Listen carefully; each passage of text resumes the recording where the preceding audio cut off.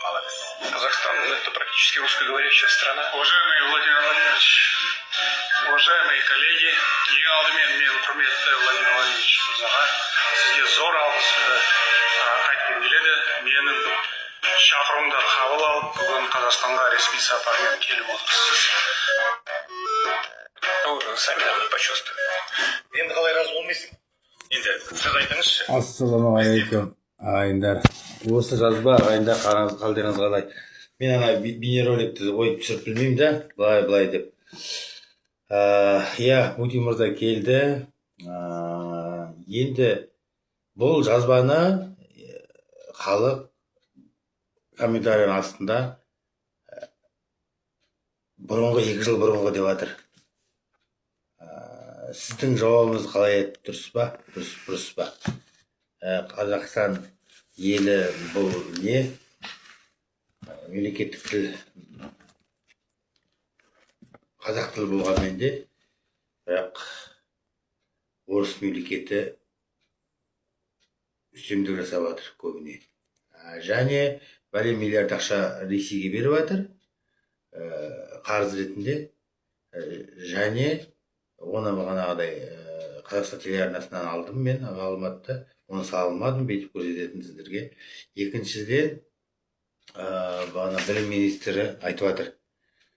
Бір Қазақстанда, Ресейде, Астраханда, Орынборда, Омбыда жазып қойыпты. Қазақ мектебі салынады деп. Бірақ білім министрі айтқанда, Альмира ма кім еді? Қазақ мектебі салынады деп айтқан жоқ. Ішінде қазақ мектебі бар деп айтты. Қазақша сөйленеді деді. Соны кім біледі, кім білмейді. Айтып жібересіздер ме?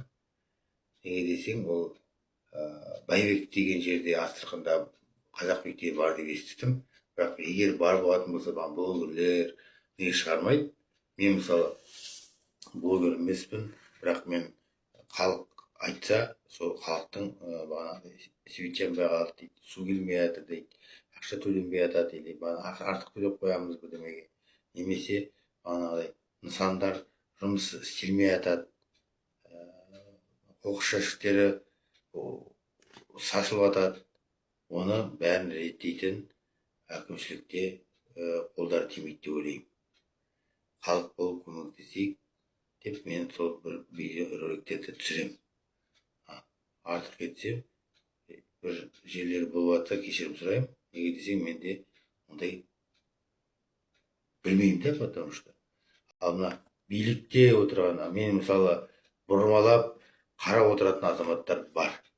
Әкімшіліктен де бәрі назарында деп ойлаймын. Жаман нәрсе істеп жатқан жоқ, үкіметке қарсы.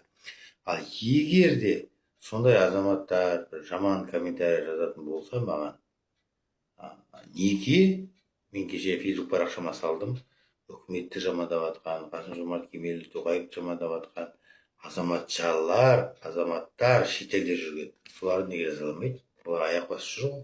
Біздің балдарымызға, бала-шағаларымызға, ұрпақтарымызға не тәрбие қалдырып жатыр деп ойлаймын да. Еліміз аман жұртымыз тыныш болсын. Құранға келейік. Осындай сүрелерді оқиық деп мен сіздерге бүгінгі мұндай жазып қоясыздар. Амантта. Ел аман жұрт тыныш болсын, амантта болайық.